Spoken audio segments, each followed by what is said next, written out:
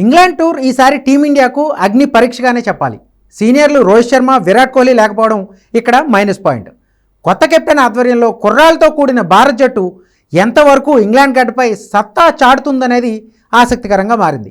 పైగా ఈ సిరీస్తోనే WTC 2025-27 cycle ప్రారంభం కాబోతుంది. న్యూజిలాండ్, ఆస్ట్రేలియాతో ఘోర పరాజయాలు ఎదుర్కొన్న టీమిండియాకు ఈ సిరీస్ గెలవడం తప్పనిసరి. ఆస్ట్రేలియా పర్యటనలో టీమిండియా అన్ని విభాగాల్లో విఫలమైంది. బుమ్రా మినహా మరే బౌలర్ రాణించలేదు. బుమ్రాకు అండగా రాణించాల్సిన సిరాజ్, ఆకాశ్దీప్ తేలిపోయారు. ఈ క్రమంలోనే టీమిండియా ఫాస్ట్ బౌలింగ్ విభాగాన్ని బలోపేతం చేయడంపైనే గంభీర్ ఫోకస్ పెట్టాడు. బంతిని స్వింగ్ చేయగల హర్షదీప్ సింగ్ను టెస్ట్ జట్టులోకి తీసుకోవాలని భావిస్తున్నాడు. ఇటీవల ధర్మశైల వేదికగా జరిగిన IPL మ్యాచ్లో హర్షదీప్ సింగ్ తన స్వింగ్తో ప్రత్యర్థి బ్యాటర్లను ముప్పు తిప్పలు పెట్టాడు.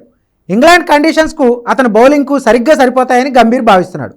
లెఫ్ట్ ఆర్మ్ పేస్ బౌలర్ కావడంతో అతను కలిసొచ్చే అంశంగా మారింది.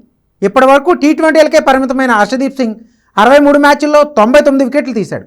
9 వన్డేల్లో 14 వికెట్లు పడిగొట్టాడు. అంతర్జాతీయ T20లో అత్యధిక వికెట్లు తీసిన భారత్ బౌలర్గా కొనసాగుతున్న హర్షదీప్ సింగ్ ఇప్పటి వరకు టెస్ట్ క్రికెట్లోకి అరంగేట్రం చేయలేదు. 21 ఫస్ట్ క్లాస్ మ్యాచ్లు ఆడిన హర్షదీప్ 66 వికెట్లు తీశాడు. ఇంగ్లాండ్లో కౌంటీ క్రికెట్ ఆడిన అనుభవం కూడా అతనికి ఉంది.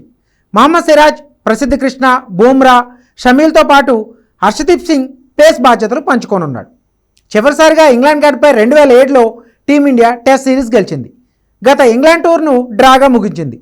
సిరీస్ గెలిచే అవకాశం వచ్చినప్పటికీ చివరిలో చేజార్చుకుంది. ఈ నేపథ్యంలో రానున్న ఇంగ్లీష్ టూర్ కుర్రాళ్లకు ఇప్పుడు పెను సవాల్గానే భావిస్తున్నారు.